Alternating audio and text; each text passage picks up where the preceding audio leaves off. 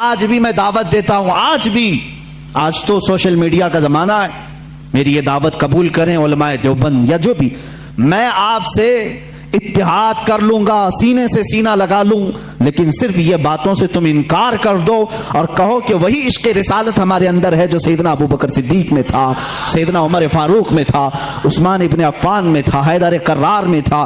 میں آج انصاف کے ساتھ عرض کرنا چاہوں گا، آج جو دیوبند ہے یا جو دیوبندی ہیں، اگر ان کو میری بات بری لگتی ہے تو ٹھنڈے دل سے میرے عزیز اپنے دل پر ہاتھ رکھ کر کے سوچو، آؤ میں تمہیں دعوت دیتا ہوں، آؤ ہم ان تمام چیزوں پر جمع ہو جاتے ہیں جو صحابہ اور تابعین سے تھی۔ کوئی نئی بات تم اپنی کتاب میں نہیں لاؤ گے، کوئی نئی بات میں اپنی کتاب میں نہیں رکھتا۔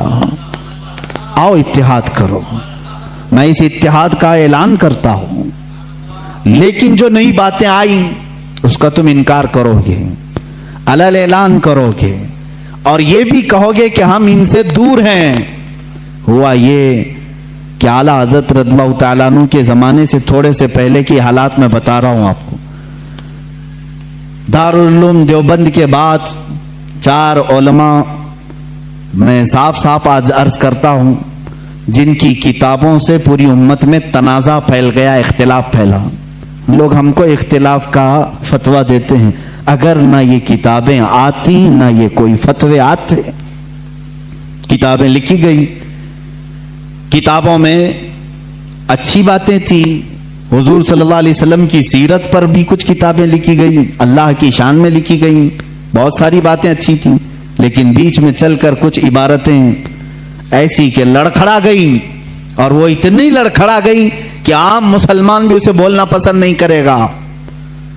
براہین قاطعہ کتاب کا نام بول رہا ہوں، تقویت الایمان کتاب کا نام ہے، تحذیر الناس کتاب کا نام ہے، حفظ الایمان کتاب کا نام ہے۔ یہ وہ کتابیں جو آج چھپی نہیں ہیں، مارکیٹ میں چھپی ہیں، ابھی بھی موجود ہیں، ابھی بھی موجود ہیں۔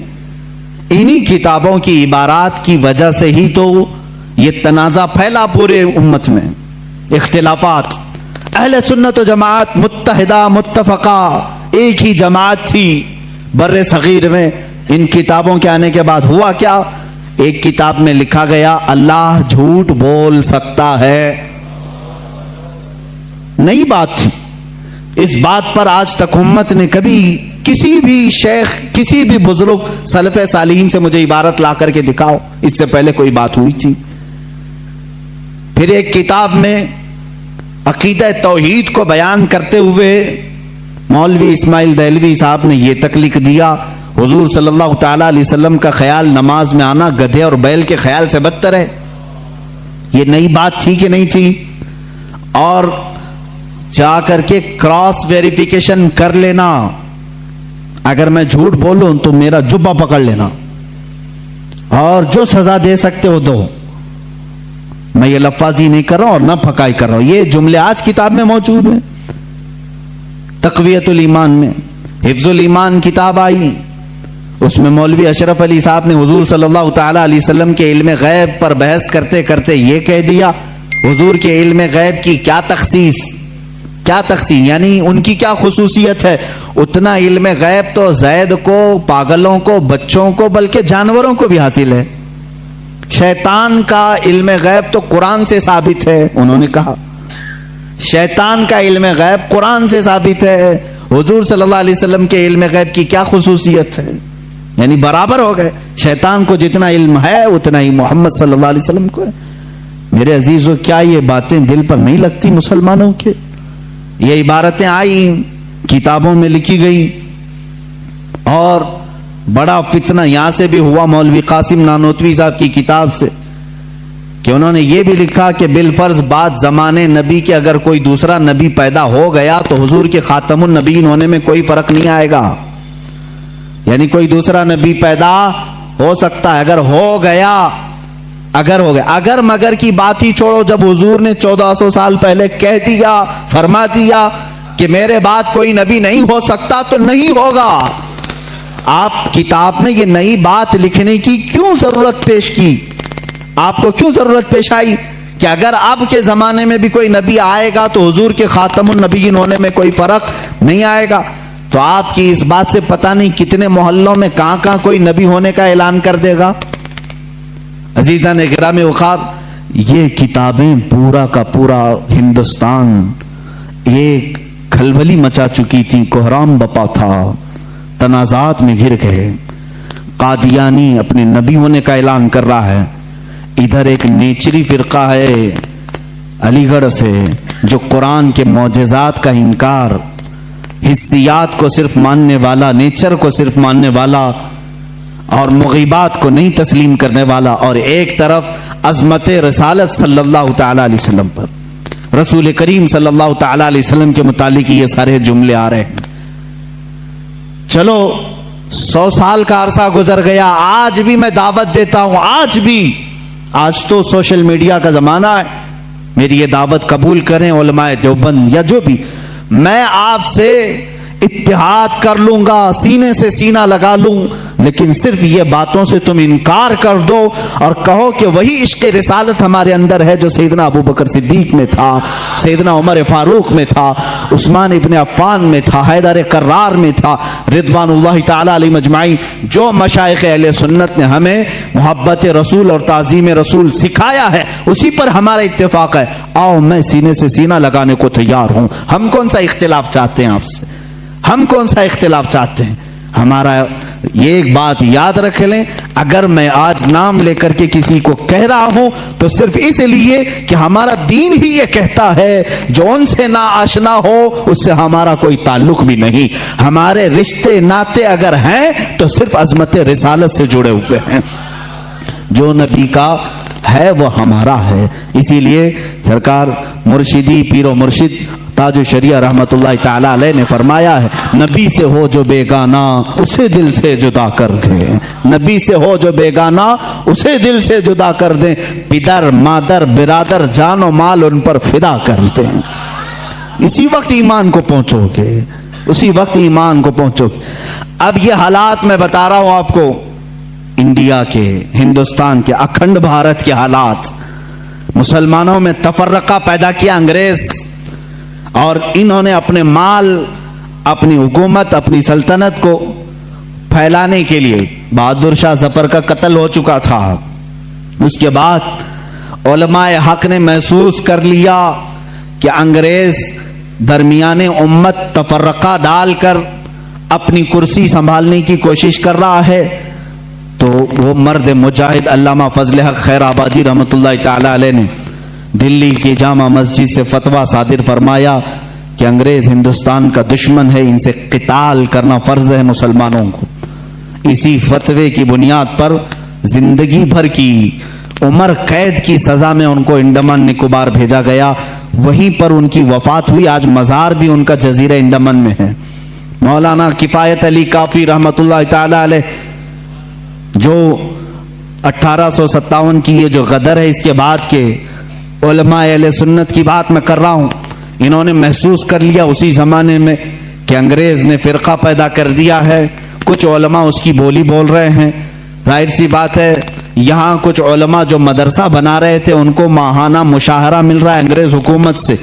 علی گڑھ کو پاؤنڈ آ رہے ہیں انگلینڈ سے اور دیگر علماء کو پاؤنڈ آ رہے ہیں، اور یہاں جو علماء ان کی ان خرافات کو بیان کر رہے ہیں ان کو پھانسی پر چڑھایا جا رہا ہے. مولانا کفایت علی کافی رحمت اللہ تعالی علیہ جن کے اعلیٰ حضرت بھی بڑی عزت فرمایا کرتے تھے، وہی کفایت علی کافی جنہوں نے اپنی ایک نعت میں کہا تھا کوئی گل باقی رہے گا نہ چمن رہ جائے گا، پر رسول اللہ کا دین حسن رہ جائے گا. اطلس و کم خواب کے پوشاک پہ نازاں نہ ہو، اس تنے بے جان پہ خاکی کفن رہ جائے گا. یہ جو نعت انہوں نے لکھی تھی اس وقت جب آپ کو پھانسی کے پھندے پر چڑھایا جا رہا تھا. یہ مولانا کفایت علی کافی. پھر مولانا عنایت احمد کاکوروی رحمت اللہ تعالی علیہ جن کو جیل کی سلاخوں کے پیچھے انگریزوں نے بند کیا، اس ایک عالم ربانی نے پتھر کی ٹھیکری سے دیواروں پر پوری علم الصیغہ کتاب لکھ دی تھی جو آج بھی عالم کورس کی کتاب میں پڑھائی جاتی ہیں.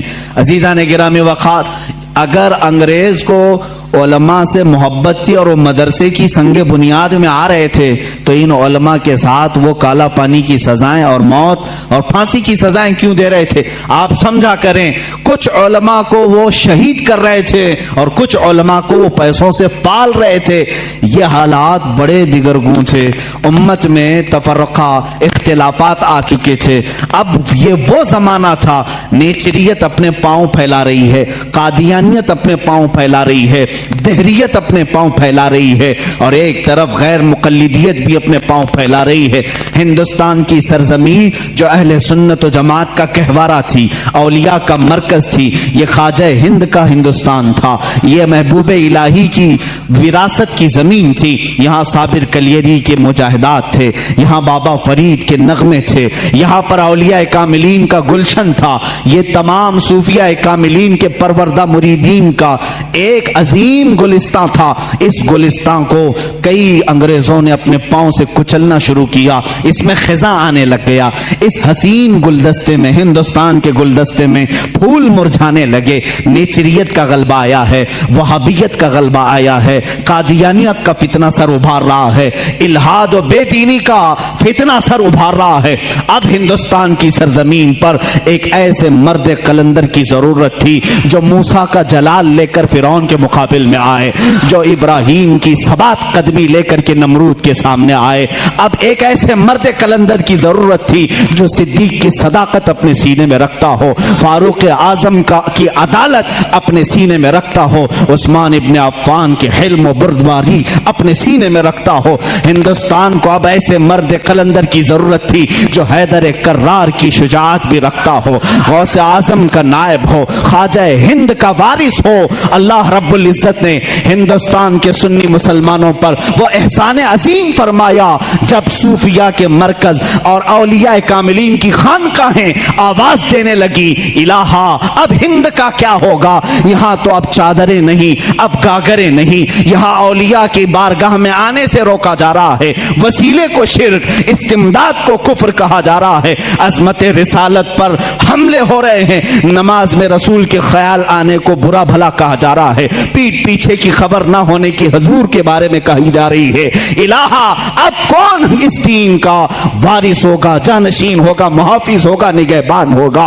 आवाज आई गैब से। अल्लाह रब्बुल इज्जत ने पूरे हिंदुस्तान के इस साए पर एक ऐसी अजीम सल्तनत को बेदार फरमाया जिस सल्तनत का नाम हम यूं कहते हैं, मुल्क सुखन की शाही तुमको रजा मुसल्लम, मुल्क सुखन की शाही तुमको रजा मुसल्लम। जिस समत आ गए हो सिक्के बिठा दिए हैं, उस अजीम हस्ती को अल्लाह ताला ने जलवा फरमाया जिसको पूरी दुनिया सुन्नियत, आला हजरत, कंजुल करामत, जबलुल इस्तिकामत, दरियाए नेमत, आकाए रहमत, कंजुल करामत, इमाम अहले सुन्नत, इमाम अहमद रजा खां फाजिल बरेलवी के नाम से जानती है।